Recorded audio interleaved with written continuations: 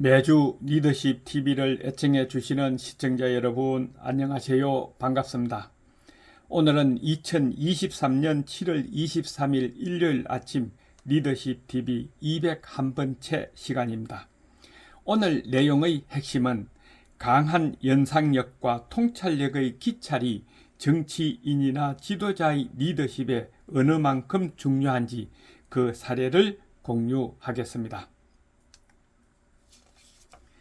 중종 때 병조 참판과 경상 자병사를 역임한 박영은 지휘하기만 하면 가장 강한 부대가 된다는 전설을 남긴 무신이었습니다. 그것은 곧 지휘력에 독특한 비결이 있었다는 것이죠. 그 리더십의 비결이 바로 기찰인 것입니다.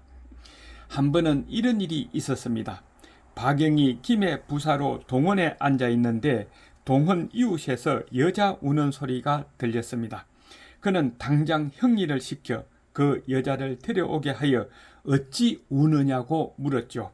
그러자 여인은 제 남편이 아무 병도 없이 급사하였습니다 했습니다. 공이 똑같은 질문을 두 번째 물었습니다. 그러자 여인은 저희 부부가 아무 불평 없이 살아왔음은 이웃이 다 아는 사실입니다 했죠. 그리고 시체를 두루 금시해 봤으나 눈으로 보기에는 아무런 타살 흔적이 없었습니다. 그러자 여인은 새삼 땅을 치고 울부짖으며 하늘이나 내 속을 아시지 사또님께서는 어찌하여 이같이 의심하십니까 했습니다. 그러나 동네 부사는 곧 그 여인을 결박하게 하고는 너의 비밀이 있음을 분명히 알고 있다. 빨리 말하라 하니 드디어 굴복하고 아무 동네에 사는 아무개하고 동거하기로 약속하고 남편이 만취하여 잠든 틈을 타 범행을 저질렀습니다. 라고 실토를 했습니다. 그리고 그 사내를 잡아와 신문하니 여인의 말과 일치하여 모두 처벌한 것입니다. 사람들이 어떻게 알았느냐고 묻자 공은 이렇게 대답을 했습니다. 처음에 곡성을 들으니 슬퍼서 우는 소리가 아니었다. 그리고 잡아다가 물을 때나 금시할 때도 겉으로는 울부짖고 땅을 치는 등 슬픈 작태를 지었으나 실은 두려워하는 기색이 완연했기 때문에 알았다 했습니다. 이것은 기찰에 의한 연상력이 대단함을 알 수 있는 것이죠. 또 하나의 사례입니다.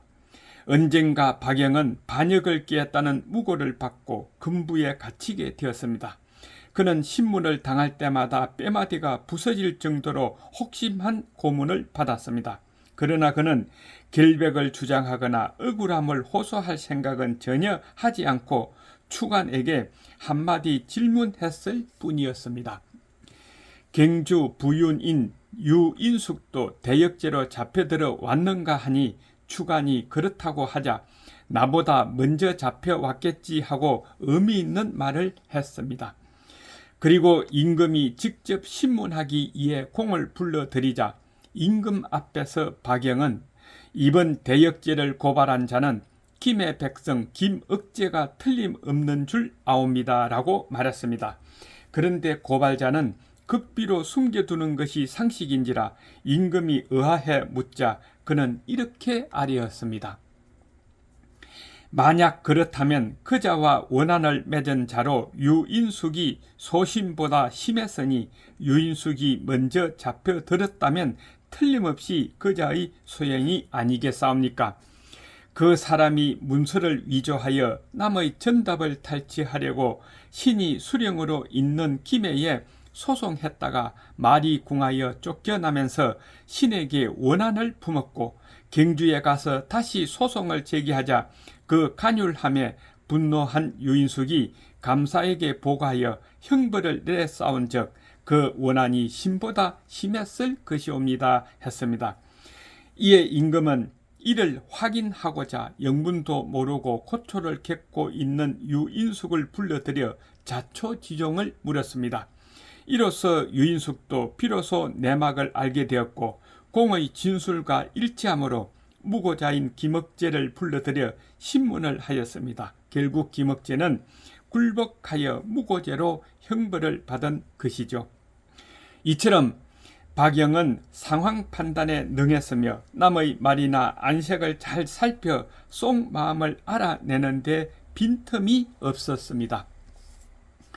또 매사를 남이 보기에는 엉뚱한 듯하게 처리해 나갔지만 궁극적으로는 사필 규정에 어긋난 점이 없이 조직을 잘 이끌어가는 분이 박영이라는 사람이었습니다. 따라서 오늘의 결론은 한국에 있어 리더십의 특징으로 이 기찰에 의한 상황 판단은 예나 지금이나 다름이 없다고 할 것입니다. 지금도 해야 한다는 의미이지요. 끝까지 시청해 주셔서 감사합니다. 리더십TV의 하준호였습니다. 건강하세요. 다음 시간에 뵙겠습니다.